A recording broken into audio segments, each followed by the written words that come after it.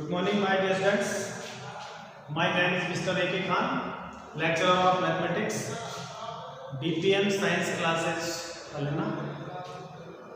तो बेटा आज अपन लोग 11th RBSC 2021 के पैटर्न पे आधारित अध्ययन करने वाले मैथमेटिक्स के फर्स्ट लेक्चर अपना सेट यानी समुच्चय, ठीक है। तो समुच्चय को अपन लोग चर्चा करने से पहले अपने को नंबर सिस्टम यानी कि संख्या ज्ञान होना बहुत ज़्यादा जरूरी है। तो सबसे पहले अपन लोग नंबर सिस्टम के ऊपर चर्चा करेंगे कि नंबर सिस्टम क्या होता है, यानी संख्याएं पूरी किस तरीके से होती हैं, है ना। उसके बाद ही अपन लोग सेट की बातें कर पाएंगे, क्योंकि सेट का जो मामला है वो पूरा नंबर सिस्टम पर डिपेंडेंट है, ठीक है। जो नंबर सिस्टम है वो क्या है, देखो बेटा ये पूरा एक ग्लोब है, मतलब पूरा एक संसार है, और इस संसार में, इस दुनिया में संख्याएं होती हैं, ठीक है बेटा, संख्याएं होती हैं। अब संख्याएं टोटल अगर हम बात करें तो टोटल संख्याएं बेटा दो प्रकार की होती हैं। फर्स्ट नंबर वास्तविक संख्याएं, वास्तविक संख्याएं जिनको अपन लोग बेटा रियल नंबर बोलते हैं, रियल नंबर। उसके बाद बेटा दूसरी वाली जो संख्या होती है वो जो बेटा काल्पनिक संख्याएं, काल्पनिक संख्याएं जिनको अपन लोग इमेजिनरी नंबर कहते हैं, इमेजिनरी नंबर, ठीक है बेटा। तो टोटल जो वर्ल्ड है ना, जो संसार है, जो पूरी दुनिया है, इसमें केवल दो ही टाइप की संख्याएं हैं। पहला तो है वास्तविक संख्याएं और दूसरा है काल्पनिक संख्याएं। तो दोनों के ऊपर अपन लोग चर्चा करने वाले बेटा है ना। ये जो काल्पनिक संख्याएं है, ये वाला जो आपका चैप्टर आएगा कॉम्प्लेक्स नंबर, कॉम्प्लेक्स नंबर, सम्मिश्र संख्या वाला जो आपका चैप्टर है वो पूरा का पूरा इसी नंबर पर डिपेंडेंट है, ठीक है। जो कॉम्प्लेक्स नंबर बेटा बनता है ना वो काल्पनिक संख्याओं और वास्तविक संख्याओं के मिलाने पे बनता है, ठीक है। तो इसका अध्ययन अपन लोग 5वें चैप्टर में भी करेंगे। उससे पहले अभी अपन लोग थोड़ी सी नॉलेज इसके बारे में ले लेते हैं कि काल्पनिक संख्या क्या है। काल्पनिक संख्या में बेटा एक छोटी सी बात है कि अंडर रूट के अंदर जो संख्या नेगेटिव है, अंडर रूट के अंदर जो संख्या नेगेटिव है उसको हम काल्पनिक संख्या कहते हैं, ठीक है। जैसे फॉर एग्जांपल मैंने लिखा अंडर रूट के अंदर -1, अंडर रूट के अंदर -2, अंडर रूट के अंदर -16, अंडर रूट के अंदर -21, और भी बहुत सारे नंबर होते हैं बेटा। ये रूट के अंदर माइनस के, ठीक है ना। अगर रूट के अंदर कोई संख्या नेगेटिव है तो वो संख्या काल्पनिक संख्या है। बाकी दुनिया में जितनी भी संख्या बच गई वो सभी संख्याएं वास्तविक संख्याएं होती हैं, ठीक है। अच्छा, काल्पनिक संख्याओं के बारे में बेटा गणितज्ञ है जिसका नाम है बेटा ऑयलर। इसका बहुत बड़ा योगदान रहा है काल्पनिक संख्याओं के रूप में। इसने क्या कहा था, इसने ये कहा था कि अगर अंडर रूट के अंदर कोई संख्या माइनस की लिखी हो, मतलब माइनस में 1 हो, तो उसका मतलब होता है बेटा आयता, और आयता को अपन रिप्रेजेंट करते हैं आई, आयता। रूट के अंदर -1 इज इक्वल्स टू आयता। इसने यही आपको बताया है ऑयलर ने कि रूट के अंदर अगर कोई संख्या नेगेटिव है तो उसका मतलब बेटा आयता होता है -1। रूट के अंदर -1 है तो इज इक्वल्स टू आयता। अब इसके आधार पर हम छोटी सी बात और कर लेते हैं। आपको अगर ये मालूम हो कि रूट के अंदर अगर a इंटू बी लिखा है तो इसका मतलब होता है बेटा रूट के अंदर a इंटू रूट के अंदर b, इन दोनों का अपन अलग अलग इंटू कर सकते हैं, ठीक है। सेम उसी तरीके से अगर मैं आपसे इसी एग्जांपल के आधार पर बात कर लूं कि अंदर रूट के अंदर -2 लिखा हुआ है तो इसका मतलब होता है बेटा कि रूट के अंदर लिखा हुआ है 2 इंटू -1।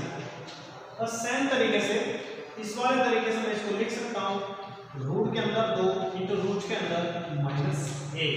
अब रूट के अंदर जो -1 है बेटा उसका मतलब तो हो गया आयोटा, ठीक है। तो तो आपके पास हो गया √2 आयोटा।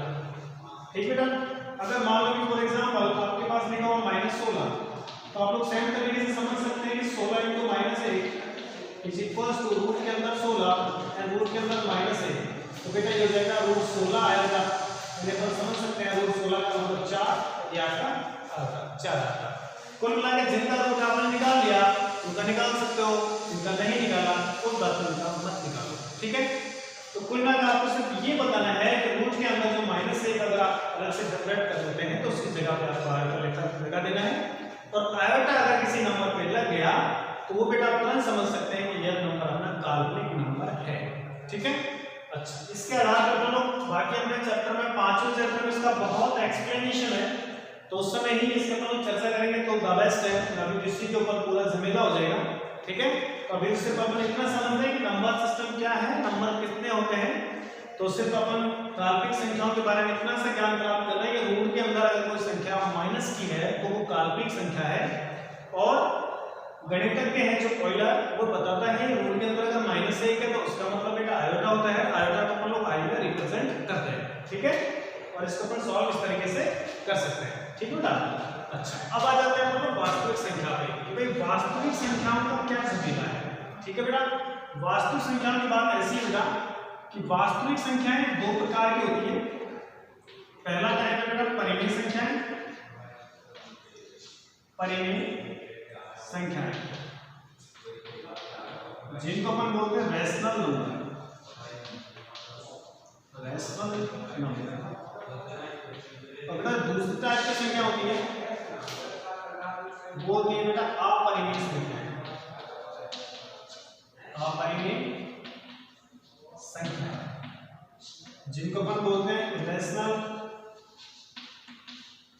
Number, irrational number. ठीक है बेटा, परिमेय अपरिमेय संख्या। बेटा परिमेय अपरिमेय संख्याओं के बारे में कितनी कितनी बातें हम लोग पढ़ने वाले हैं। तो सबसे पहले बात तो अपरिमेय संख्या में छोटी सी जो मेन पॉइंट है उनको मैं बता दूं कि रूट के अंदर ऐसी संख्या जिनका जो पूर्ण वर्ग ना हो, जो पूर्ण वर्ग ना हो मतलब जिनका वर्गमूल पूरा पूरा नहीं निकाला जा सकता, वो अपरिमेय संख्याओं में आती है।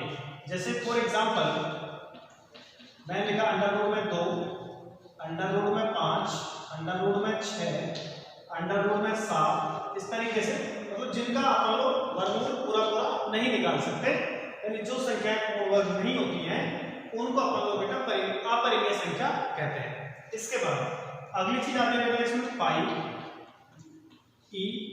अब आप पूछ सकते पाई क्या चीज है बेटा, पाई का जो वैल्यू है ना, पाई ध्यान रखना, पाई कभी भी 22/7 नहीं होगा। फर्स्ट नंबर की बात है, पाई लगभग 22/7 होता है, एग्जैक्ट 22/7 होता है। ठीक है, अब आप देखो सर 10वीं क्लास में तो हमने यही पढ़ा था कि पाई का मान 22/7 होता है।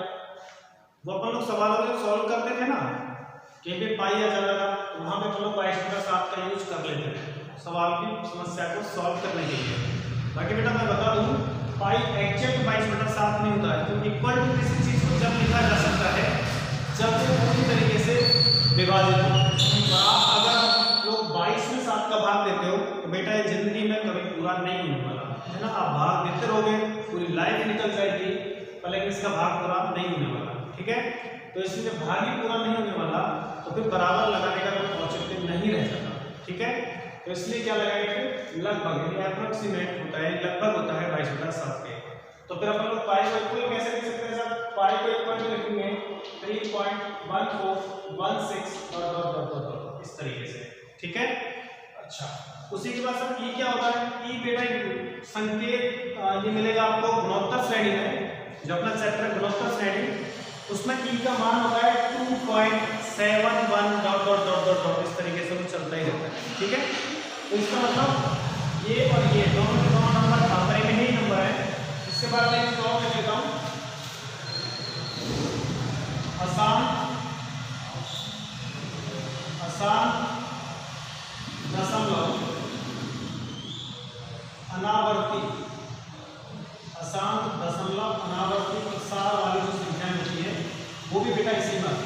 ठीक है, जैसे फॉर एग्जांपल मैंने लिखा, for example 3.1416 dot dot dot, और लिखा मैंने 2.7128 डॉट डॉट डॉट।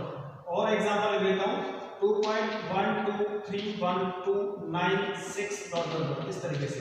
मतलब अशांत का मतलब तो क्या बेटा, अशांत का मतलब है भाग जाता ही रहे, दशमलव आपने लगाया है, अनावर्ती मतलब एक ही चीज बार बार रिपीट नहीं होती हो, कुछ अलग अलग नंबर बार बार आते रहते हैं, ठीक है। तो इसका मतलब हो गया अशांत, दशमलव, अनावर्ती वाले जो नंबर्स होते हैं वो अपरिमेय नंबर होते हैं। रूट के अंदर ऐसी संख्या जिनका पूरा वर्ग नहीं निकाला जा सकता वो भी अपरिमेय होती है, पाई और ई, ठीक है। इसके बाद बेटा अब हम लोग चर्चा करते हैं परिमेय संख्याओं की। परिमेय संख्याओं में क्या होता है, पहली चीज है बेटा भिन्न वाली संख्याएं। जो भिन्न वाली होती है, भिन्न बोले तो बेटा अंश बटे जो हर वाले नंबर होते हैं, अंश बटा हर वाले जो भी नंबर होते हैं, है ना। लेकिन ध्यान रहे हर का मान नॉट इक्वल टू 0, है ना। हर का मान 0 होने का मतलब बेटा कि अगर ये 0 हो गया तो ये ऊपर वाले नंबर, ऊपर कोई नंबर हो नीचे 0 हो तो आपको इनफाइनाइट करके दे देगा, ठीक है। इसलिए हर का मान 0 नहीं होना चाहिए। और जैसे फॉर एग्जांपल अगर मैं इसमें आपको एग्जांपल देता हूँ तो हो गया बेटा 22/7, 1/2, 2/9, इस तरीके से, ठीक है। कुल मिला के बटे वाले जो भी नंबर्स हैं यानी भिन्न वाले जो भी नंबर होते हैं वो बेटा परिमेय संख्याओं में ही काउंट होते हैं, ठीक है। इसके बाद दूसरा पॉइंट है बेटा जितने भी पूर्णांक हैं वो सभी परिमेय संख्या होते हैं। अब आपको मैं समझा दूं बेटा पूर्णांक क्या होता है, सुन लो। पूर्णांक होता है इधर हो गया अपना प्लस इनफाइनाइट, इधर हो गया अपना माइनस इनफाइनाइट, यहाँ हो गया आपका 0, यहाँ बेटा 1 2 3 4 एंड डॉट डॉट डॉट और भी आएंगे, -1 -2 -3। तो बेटा जो 1 से लेकर के जो इधर वाले नंबर है इनको अपन बोलते हैं Z प्लस यानी कि धनात्मक पूर्णांक। इधर वाले जो बेटा नंबर है इनको अपन बोलते हैं Z माइनस यानी कि ऋणात्मक पूर्णांक। और जो 0 होती है बेटा इसका एक स्पेशल नाम है, वो है अऋणात्मक पूर्णांक, ठीक है। ये हो गया बेटा पूर्णांक। अब मैं आपसे पूछता हूं कि सम संख्याएं कौन सी संख्या होती है, तो बेटा सम संख्या 2 4 6 इसी में आ गई, विषम संख्या भी इसी में आ गई, और एक और भाज्य संख्या भी इसी में आ गई, अभाज्य संख्या भी इसी में आ गई। तो इसमें बहुत सारे नंबर्स आ गए, है ना। तो वो सभी क्या होंगे, पूर्णांक। और सभी पूर्णांक क्या होते हैं, परिमेय संख्या। इसका मतलब सम, विषम, प्राकृतिक, भाज्य, अभाज्य, ये सभी संख्याएं कौन कौन सी, सम, विषम, भाज्य, अभाज्य और प्राकृतिक, ये सभी के सभी नंबर क्या होते हैं बेटा, पूर्णांक होते हैं। और सभी पूर्णांक क्या होते हैं, परिमेय संख्याएं।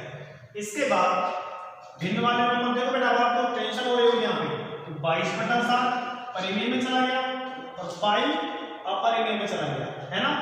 क्योंकि पाई इक्वल टू 22/7 नहीं होगा, पाई लगभग 22/7 होता है, ठीक है। इसके बाद आगे चर्चा करते हैं। अगली चीज है, अगला मैंने लिखा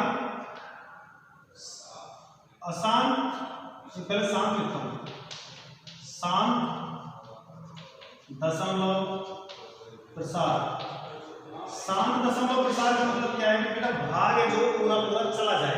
जैसे मैंने लिखा 3.14 2.2 इस तरीके से, मतलब भाग पूरा चला गया।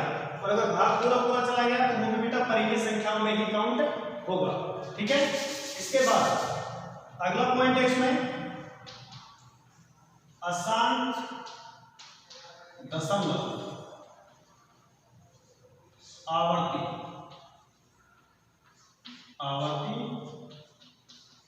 प्रसार वाली संख्या है।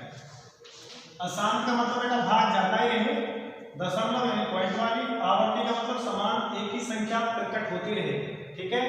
फॉर एग्जांपल जैसे मैंने लिखा 3.1414 डॉट डॉट डॉट इस तरीके से, और मैं लिख दूं 1.999 इस तरीके से, मतलब एक ही चीज बार बार रिपीट होती रहे, तो वो बेटा काउंट होती है अशांत दशमलव प्रसार में। हाँ, इसके बारे में एक चीज और भी है कि जो बार बार रिपीट हो रहा है ना बेटा, उसको अपन ऐसे लिख सकते हैं 3.14 के ऊपर बार, क्योंकि 1414 बार बार रिपीट हो रहा है, ठीक है।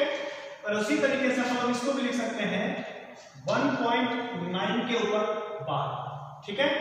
तो अगर ये बार लगा हो ना तो भी अपन समझ सकते हैं कि 9 है जो बार बार रिपीट हो रहा है। तो बेटा देखो आपको क्या करना है, इसको सबको याद कैसे रखें, है ना। वास्तविक और काल्पनिक दो संख्याएं होती है। काल्पनिक में सिर्फ इतनी सी बात है कि रूट के अंदर माइनस की हो तो भैया काल्पनिक है, बाकी सारी दुनिया वास्तविक है। और वास्तविक में सिर्फ दो बातें होती हैं, परिमेय और अपरिमेय। अपरिमेय का विस्तार बहुत छोटा सा है कि रूट के अंदर ऐसी संख्या जिसका पूरा वर्गमूल नहीं निकाल सकते, पाई और ई, और अशांत दशमलव अनावर्ती मतलब भाग जाता ही रहे, एक जैसे नंबर प्रकट ना हो, समान नंबर प्रकट ना हो, डिफरेंट नंबर आते रहे, ठीक है। अच्छा, परिमेय में जितने भिन्न वाले नंबर होते हैं सभी पूर्णांक होते हैं, और अशांत दशमलव आवर्ती और शांत दशमलव प्रसार वाले, ठीक है। शांत का मतलब दोनों भाग पूरा चला जाए, अशांत का मतलब दोनों भाग पूरा नहीं जाए। अब आपको टेंशन हो रही है बेटा इस लाइन में और इस लाइन में, देखो इसमें तो एक ही चीज रिपीट हो रही है बार बार, इसमें एक ही चीज रिपीट नहीं हो रही है ना।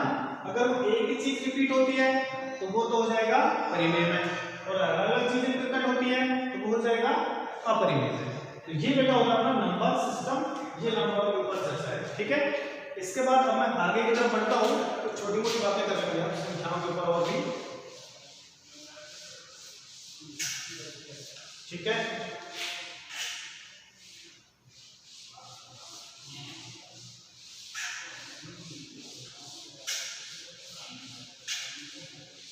अगली जो बात है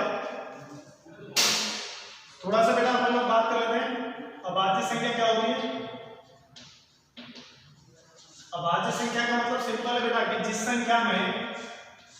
संख्या में एक का और स्वयं संख्या का भाग जाए और किसी का भाग ना जाए, ठीक है। तो वो संख्या होती है बेटा अभाज्य संख्या। फॉर एग्जाम्पल जैसे मैंने लिखा 2, 3, 5, 7, 11, 13, 17 और 12। देखो बेटा 2 है, 2 में आप भाग दोगे या तो एक का जाएगा या फिर 2 का, और किसी का नहीं जाएगा, इसलिए नंबर किसमें आएगा अभाज्य, ठीक है। उसी तरीके से 3, 5, 7, 11, 13, 17 सब इसी तरीके से है, ठीक है। अच्छा, इसमें खास बात क्या है कि बेटा ये जो 2 है ना, ये 2 जो है ये सम संख्या भी है और साथ ही साथ ये अभाज्य संख्या भी है। ये दुनिया में अकेला ऐसा नंबर है जो सम होने के साथ साथ अभाज्य भी है, ठीक है। और मैं ये भी कह सकता हूँ बेटा ये सबसे छोटी अभाज्य संख्या है, सबसे छोटी अभाज्य संख्या है, ठीक है बेटा। इसके बाद नेक्स्ट की बात करें तो एक चीज और, 1 से लेकर 50 तक जो अभाज्य संख्या होती है वो बेटा 25 होती है, और सॉरी 50 होती है, और 1 से लेकर के 100 तक जो अभाज्य संख्या होती है वो बेटा 25 होती है, ठीक है। ये हो गया अभाज्य संख्या वाला बेटा, है ना, इसको अपन लोग प्राइम नंबर बोलते हैं, ठीक बेटा। अच्छा, इसके बाद भाज्य संख्या है, भाज्य संख्या है, प्राइम भाज्य संख्या। भाज्य संख्या में क्या बेटा कि एक तो एक का, स्वयं का और अन्य संख्याओं का कि भाग चला जाए वो सभी संख्याएं भाज्य संख्याएं होती है। जैसे फॉर एग्जांपल 2, 6, 8, 9, 10, 12, 14 और 15, ठीक है। ये जो भी नंबर्स हैं ये सभी के सभी नंबर्स भाज्य संख्या है, ठीक है। क्योंकि आप देखो 4 में अगर आप भाग दोगे 1 का, 2 का, 4 का हो गया, 6 में 1, 2, 3 और 6 का हो गया, मतलब 1 का और स्वयं का तो जाएगा ही जाएगा। अगर बाकी किसी का और का भाग और चला जाए तो वो तो चला गया भाज्य में, अगर नहीं जाए तो वो फिर हो गया अभाज्य में, राइट। अच्छा, जो 4 है ना इसके ऊपर हम ये कह सकते हैं कि सबसे छोटी भाज्य संख्या है। अपन ये भी कह सकते हैं कि ये सबसे छोटी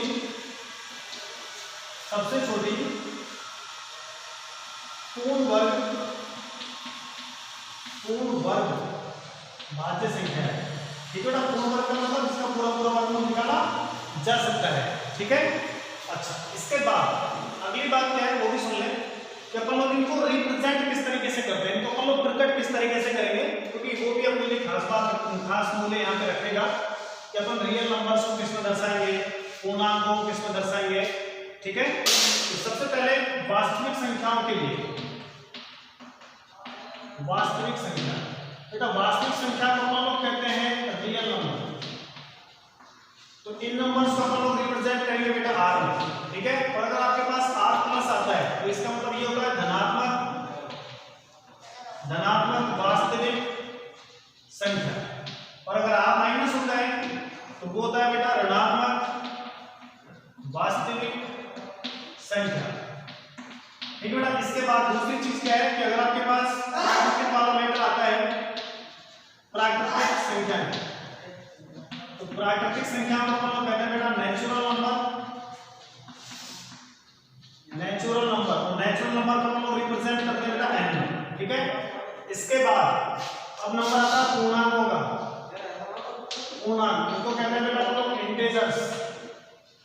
ठीक है, इंटीजर्स कुछ लोग इनको जेड में प्रकट करते हैं, कुछ लोग आई में प्रकट करते हैं, वो आपके ऊपर डिपेंड करता है।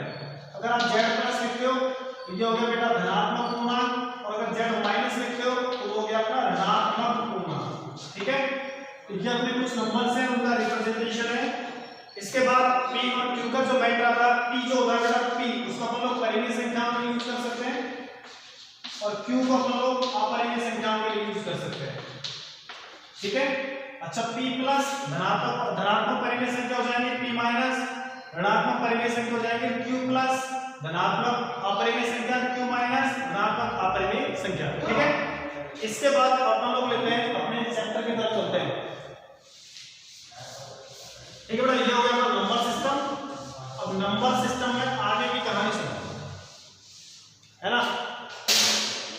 अपना चैप्टर बेटा समुच्चय, पहला चैप्टर, चैप्टर नंबर फर्स्ट समुच्चय सेट, है ना। इसमें पहला यूनिट है, पहला एक्सरसाइज है सेट। सबसे पहले बात तो बेटा सेट होगा क्या है। सेट का मतलब है समस्त सुपरिभाषित